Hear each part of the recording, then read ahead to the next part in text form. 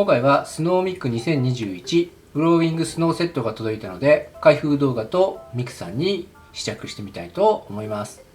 箱はとっても大きくてですね、ミクさんの上半身ぐらい縦幅があります。では早速開けていこうと思うんですけども、中身はこんな感じですね。まず出てきたのが季節系説明書が出てきました。これの中に衣装とですねウィッグが入ってるんですけども、全然気にしてなかったんですが、この衣装すごい高いなって思ったんですよね、個人的に。なんでかって言ったらウィッグが入ってるんですよね。グローイングスノーミクさんに合わせたウィッグなんですかね、それとも普通の緑ミクさんがスノーミクに変身できるようにこのウィッグが入ってるんでしょうか。ミクさんのウィッグは結構ですねパサパサしてるんで、予備が欲しかったんでちょうど良かったです。この季節系の順番にですねやっていこうと思うんですが、まず中身を見てみたいと思います。こんな感じで衣装が入ってます。とても大きいですね。これ映りきらないな。で、ウィッグとあとブーツですね。これは何でしょうか。小物かなんかが入ってそうな。あ、入ってますね。じゃあこれをですねまず上げていきます。まずこの大きな衣装はどんな感じになってるかっていうと、素晴らしいですね。ウィッグとセットでこの大きさの衣装って結構お得じゃないですか。どっから開けるんだっけ。ここからか。よいしょ。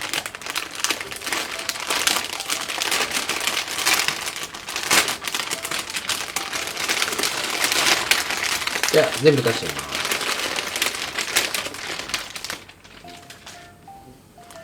おお、こんな感じで、中身はまずですね、これが帽子で、これがケープで、これがこれは何ですか。チェーン付きヘアリボンですね。あと手袋、あと衣装ですね。衣装はこんな感じで映りきらないので、ちょっと横方向に。ちょっとミスクさん失礼しますね。ちょっと横向きで恐縮なんですけども、衣装はこんな感じで、2021年雪ミクテーマ、北海道の雪をイメージしたイルミネーションを表現したグローイングスノーということですね。イルミネーションで彩られた華やかなドレスデザインを DD らしく再現。前髪の三つ編みや時計をイメージしたベレー帽と細部へのこだわりにもぜひご注目くださいということでですね、すごいです。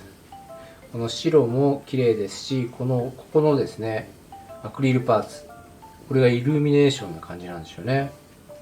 でこの水玉が雪と可愛らしいです。で裏側はこんな感じで、襟がこれがなんか羽のような形をしてます。これ開封動画ってボキャブラ少ないんでちょっと厳しいんですよね。じゃあテープを出してみます。ケープはこんな感じですね。脱着可能なような感じでできてます。帽子、よいしょ。あんこ入ってましたね。これもしかすると札幌の時計台のイメージなんですかね。違うか。結構絡まりそうなんですけども、チェーン付きヘアリボン。私はこういうアクセサリー苦手なんですよね。なぜかというとつけるのめんどくさいからですね。わお、なんかこういう踊り子のありますよね、こういうアクセサリー衣装で。これが左右バランス違うんですね。これ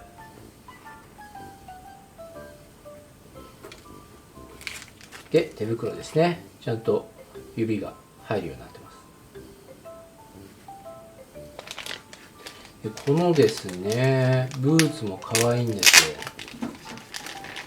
これここにファーがついて、すいません、猫が来ます。猫がちょっとですね、引っ越しをしてですね、猫がいるんですよ。猫が今、映る？あ、来た。これ決めるじゃないの。はい、後で、はい。これが可愛いブーツですね。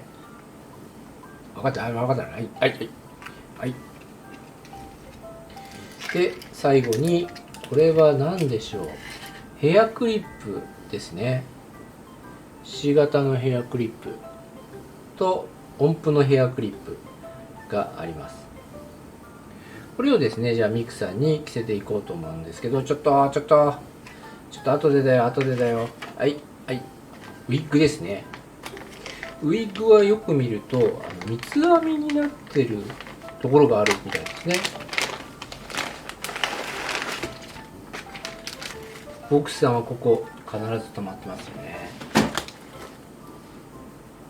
ウィッグはこんな形で、ここがですね結構のりでですね固まってます。あとですね、ここに三つ編みが小さく編んであるんで、これをほぐさないように注意しないといけないみたいですね。はい、これで開封はとりあえず OK なんで、ミクさんに着せていこうと思います。いつもマニュアルをすっ飛ばすんで、マニュアル通りにいこうと思うんですが、じゃあですね、まず脱がしていこうと思います。着せづらいかもしれないので、ハンドパーツはちょっと取っておこうと思います。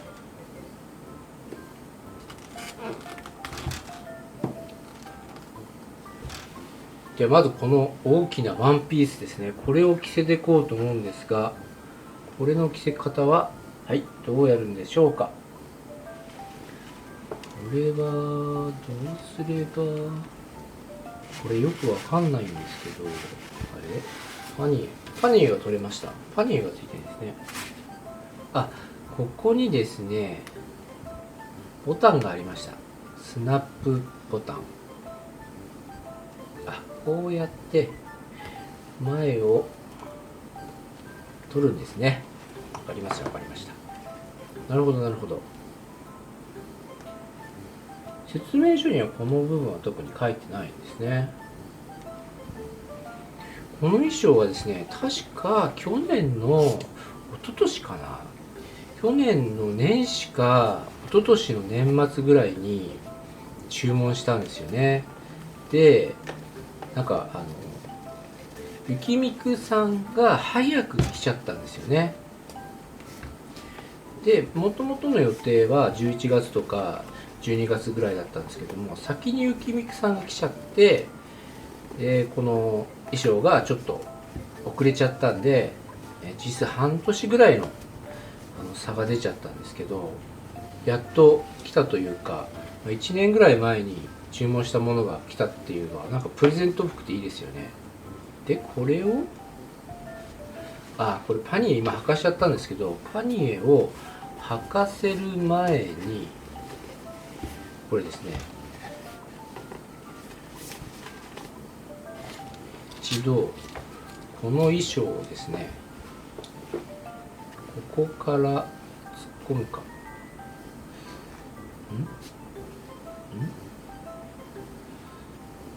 どうするこれ。こういう大型衣装はちょっと初めてなので、ちょっと今いつものやり方とちょっと違って、こんな感じで、これが一番いいと思うんですけどね。手外して、ここから手を入れて、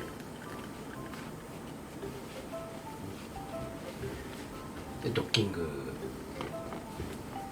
ちなみにこのゆきみくさんは朝ちゃんフレームに乾燥しております。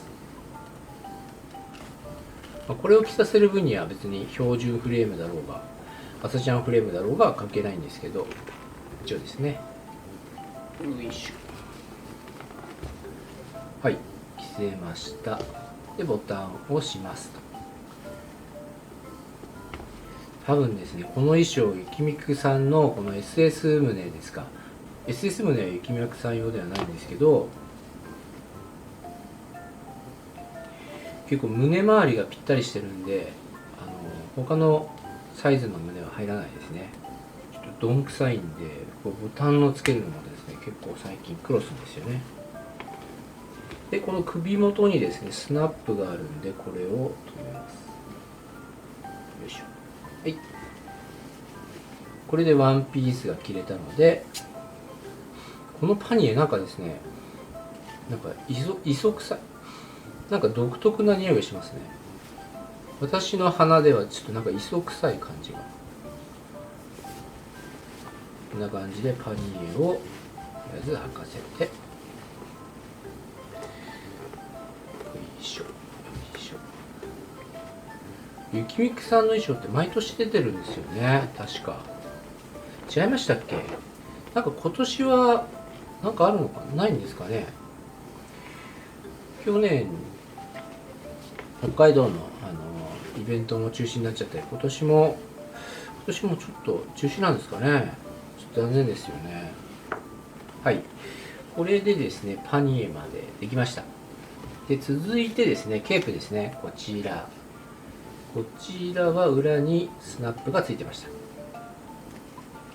はい、これをこうですか。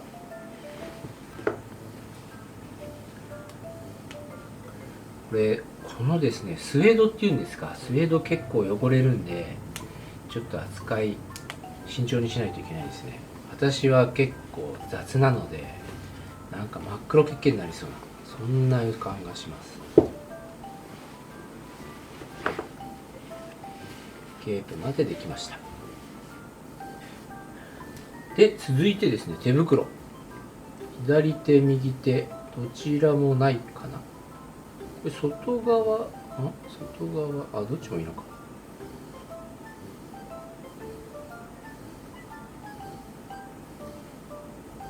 意外とこの指通すの大変なんですよね。こういう大型衣装っていうのは飾っておきたいですよね。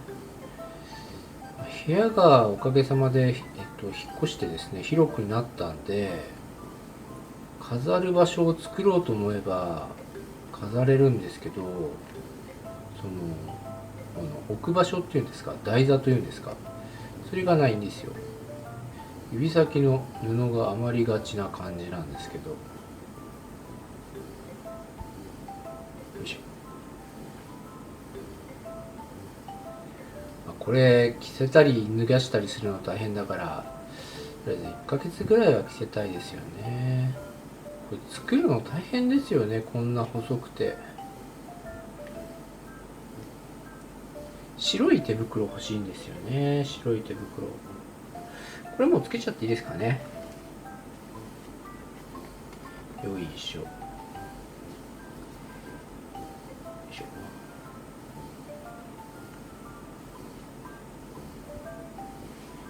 よいしょ。ウィッグつけてないんで、なんか僧侶みたいな感じですけど、少々お待ちを。はい。で続いてブーツですね。ブーツはあんこ入ってたんで、これを抜いてます。これ左右あるんで、これをそのまま。タイツがないからなんか寒そうですね。大丈夫なのかな、ミクさん。風邪ひきませんか？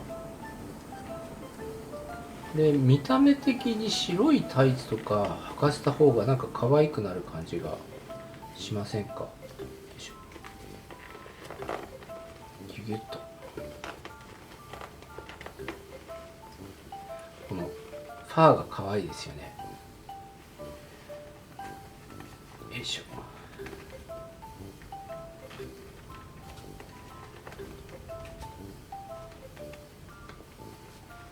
よいしょ。なかなかブーツなかなか履かせづらいですね。なんでだろう。いしょ。はい、出ました。ではですね、この状態でウィッグがかぶせられるかちょっと謎なんですけど、こちらですね。でここに三つ編みがあるんで、これをですね、引っ掛けないようにしたいと思います。デフォルトウィッグにはここに引っ張る用じゃないんですけど、襟の紙があるんですが、これはないので、ちょっと引っ張れないですね。ウィッグをセットしやすくするために、こういうタミヤさんのマスキングテープを貼ってあります。で、この段差を吸収させることで、ウィッグをスポッとはめやすくするんですけど、これはですね、この状態だとウィッグはめにくいんで取ります。これは結構厳しいですね。これは私の苦手とする引っ張る場所がない。よいしょ。これなんかコツがあるんですよね。ただコツがこれ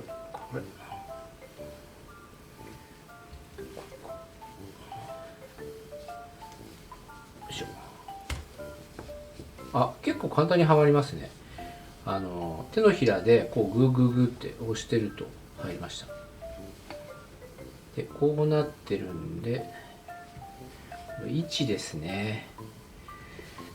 ここ欲しいですね。これ位置を決めるのに結構大変なんですよ。これ引っ張るところがないので、こう位置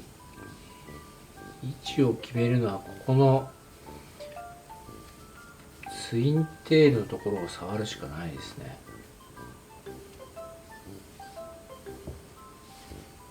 こんな感じ？こんな感じですか。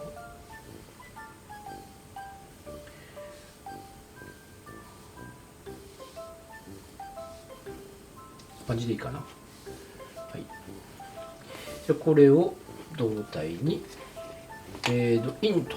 はい。だんだんそれっぽくなってきました。次帽子ですね。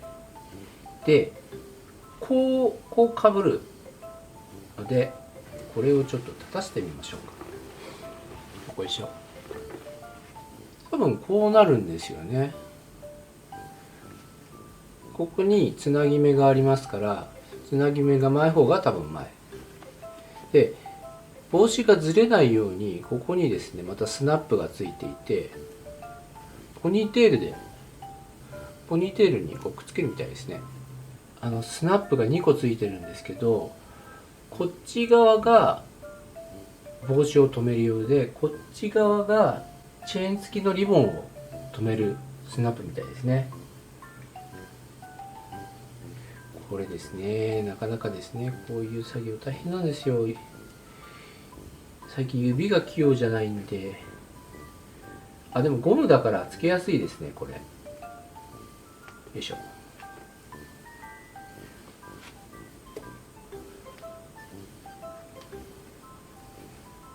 一こしょ。はい、つきました。はい、可愛くなってまいりました。では続いては、そろそろ終盤ですね。このチェーン付きのリボンを留めていくんですけども、これはなんとなく短い方がこちら側、長い方がこちら側だと思います。このリボンの裏にもスナップついてるんで、先ほどの帽子についてるスナップに刺すんですね。でこれが下になるように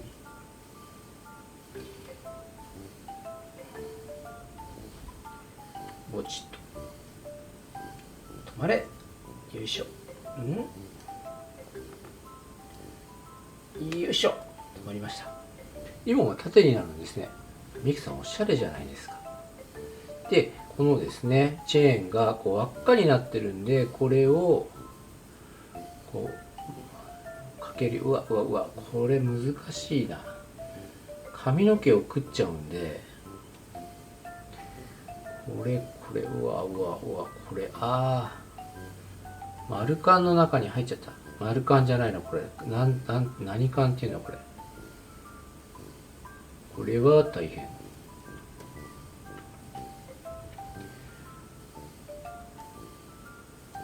うわ、これ大変だな。絡んじゃうから。これですね、つける前に、ピンセットじゃなくて、ペンチとかを使って、ここの、この金具のここですね、が隙間空いてるんで、これをですね、キュッて止めた方がいいんじゃないかなと思いますね。それじゃなくても隙間が空いちゃうんで、この隙間に髪の毛が食っちゃうんで、全部ってわけじゃないんですね。なかなかこういうのを日常でやろうとした時に結構めんどくさいんですよね、こういうのって。だからめんどくさいとだんだん使わなくなっちゃってもったいないじゃないですか。レムちゃんの髪留めもなんかすごいめんどくさいらしいんですよね。なんかこれやってるとちょっと終わりそうに、またなんか来ましたね。ハンターがやってまいりました。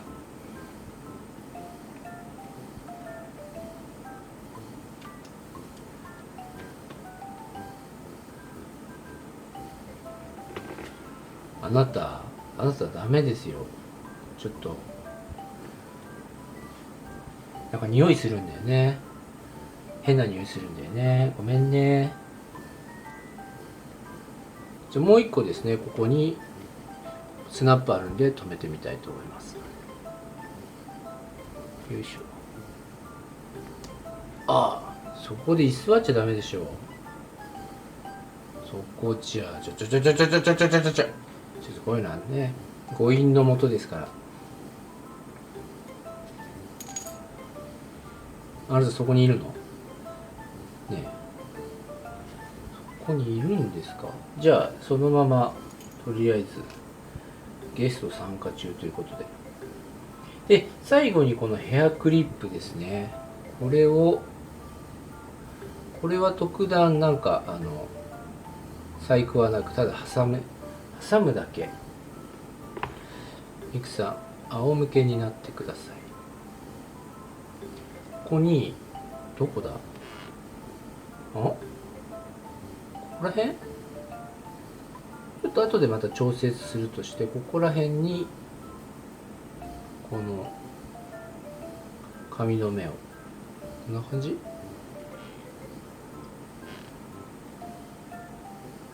もう少し内側っぽいですね。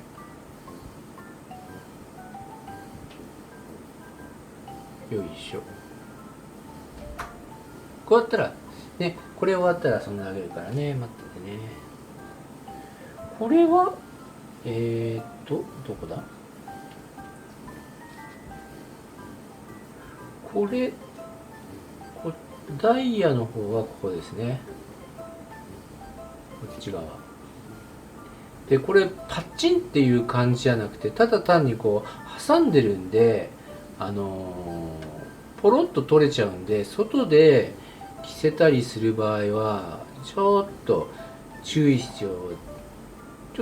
をしないと、ポージングして遊んでると髪の目が気づいたらなくなってるってことになっちゃうんで、これは要注意ですね。ボークスさんのこういう衣装ではこういうのが多分多いんでしょうね。私はあんまりセット衣装って買ったことないので。はい、だいたいこれで出来上がりです。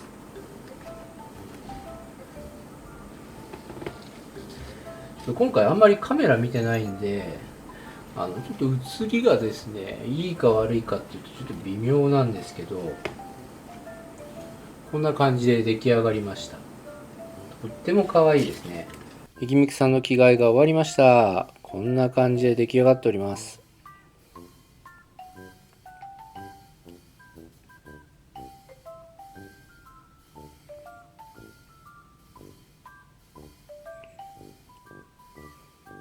衣装が白いので、ほんと綺麗に写真が撮れますね。あと紺の部分が本当にこう、なんていうんでしょう、グラデーションのかかってない、もう単一の色なんで、白と紺が本当いいコントラストになって、とっても綺麗なんですよね、この衣装。白の衣装にこう金の刺繍ですかとか、金糸が入ってるんで、その金も白と紺をこう引き立てる、そんな役割をしてる感じがします。裾の部分は夜をイメージしてると思うんですけども、アクリルパーツがこう街灯ですよね、なっていて、雪が降ってる夜の街並みをこうイメージしてるんじゃないかなと思います。とっても綺麗です。このアクリルパーツに電飾を押し込んだら、もっとこう輝く感じの衣装になりそうですね。ヘッドの部分はですね、ポニーテールの両端にリボンがついていて、そのリボンからは髪飾りのチェーンがついてます。ですね、これよく見るとですね、このリボンの先にですね、同じようにダイヤのアクセサリーがついてるんですね。こちらと同じです。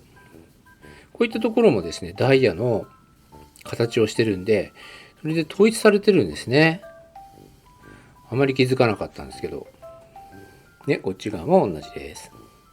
この髪飾りのですね、チェーンは結構髪の毛引っかかるので、これですね、なんか細工をした方がいいと思うんですけども、飾る分だったらそんなに問題ないかな。ただこうつけたり外したりするんでしたら、ちょっとこの髪の毛引っかかるっていうのは煩わしいので、なんか対応した方がいいと思いました。ケープの方はですね、金の刺繍が入っていて、この雪のマークが入ってるんで、冬のケープ、語彙力なくて本当すいませんが、この真ん中のブローチに当たる部分だと思うんですけど、これはトーン記号が入ってます。私ミクさん歴あんまり深くないんですけども、ミクさんはこの音符とトーン記号とかっていうのが定番なんですかね。あと前のこの名称はちょっとわからないんですけども、こちらにも同じようにですね、トーン記号とダイヤ、ハート、雪のマークがついております。とても綺麗です。帽子はベレー帽の帽子で、てっぺんがですね、時計のマークが入ってます。このトップが12時なんで、7時23分ぐらいでしょうか。これはデザイン的にこうしているのか、ミクさんに関連してこういう時間にしているのかっていうのはちょっとわからないんですけども、可愛いですね。で、ちょっと下がっていくと、ケープは同じように雪のマークが入ってるんですが、これですね、これが可愛いんですよ。天使の羽を彷彿させるようなこの、なんていうんですか、ウィングゼロみたいな羽がついてます。これはリボンなんだと思うんですけど、で、ここも羽のイメージだと勝手に思ってるんですが、刺繍がされてます。で、後ろも綺麗にアクリルパーツがついてました。で、髪の後ろにもこんな感じでチェーンの髪飾りが見えるようになってるんで、前から見ても後ろから見てもとてもおしゃれに見えます。これはケープを外した状態なんですけども、かなりですね、首元がすっきりするので、私はこっちの方がですね、結構好きなんですよね。ちょっと引いてみましょうか。こんな感じで。見た感じがシスターに見えるんですけども、シスターだと紺と白が逆なんですよね。メインが紺で、こう襟とかそういったパーツが白でできてるので、それの逆パターンなんでシスターっぽく見えるんですかね。とても可愛いグローイングスノーセットの衣装でした。ちょっとですね、価格的に高くてですね、チュッチュしたところはあるんですけども、買って着せてみると、やっぱり買ってよかったなと思える、そんな衣装でした。着せるのにですね、ちょっと手間がかかるんで、頻繁にこうお着替えするような衣装ではないんですが、これをですね、しばらく着せて、いろんな写真を撮ってみたいと思います。はい。ということで今回はグローイングスノーセットのミクさん衣装を着せてみました。また新しい衣装を買ったらですね、こういう試着動画とか作っていきたいと思いますので、お楽しみにお待ちいただければと思います。今回も動画をご視聴くださいまして誠にありがとうございます。次の動画でお会いしましょう。それではまたね。バイバイ。